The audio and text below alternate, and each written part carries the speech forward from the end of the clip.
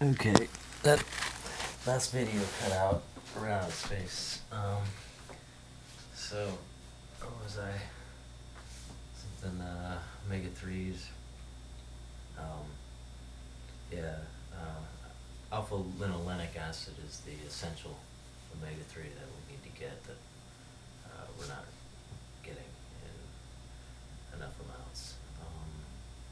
So I take flax oil. For that, I try to get it from a good company that press it correctly, and then once you have it, it should come in a dark container and you keep it refrigerated because it degrades really fast. And even once you open it, you want to eat it by a certain amount of time because it's very energetic and, like I said, degrades. Everything reacts with it. So what else?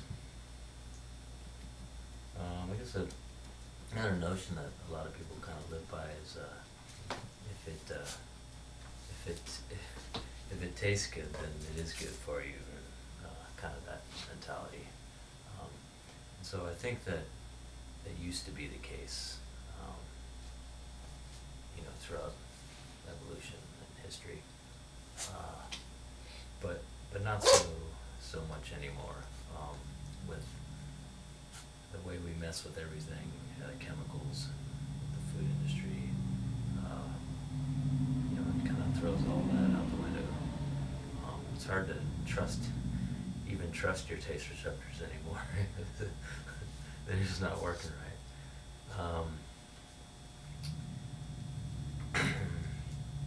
So, yeah, so as you can imagine, kind of one way of thinking of it is like capitalism is kind of exploiting our biology in a sense. They learn about ways to make chemicals and mess with things to get our taste receptors to just love something, and we kind of start forming addictions. So they start messing with the taste that we have. High fructose corn syrup. That's not something you find in nature, but we have. Of course, we have these receptors, these tastes to seek out high nutrient foods and calorie-rich foods. Um, so that's all getting thrown out of whack. Salty things, want to trigger salt receptors, but those are there to seek out that salty taste is to seek out certain foods in nature, because sodium is relatively not abundant in nature. So this is all thrown out of whack, and yeah.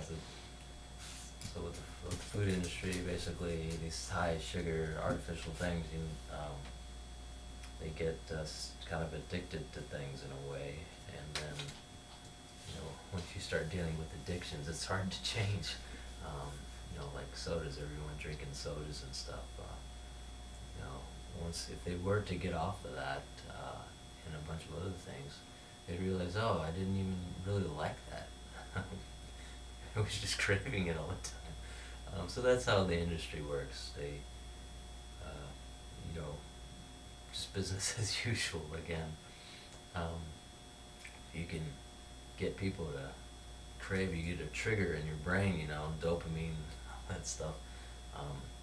Saying, I want that, then he's going to help your company, you're going to start buying, that's where your spending power is going. So, just a bunch of, all those tricks pulled by the food industry.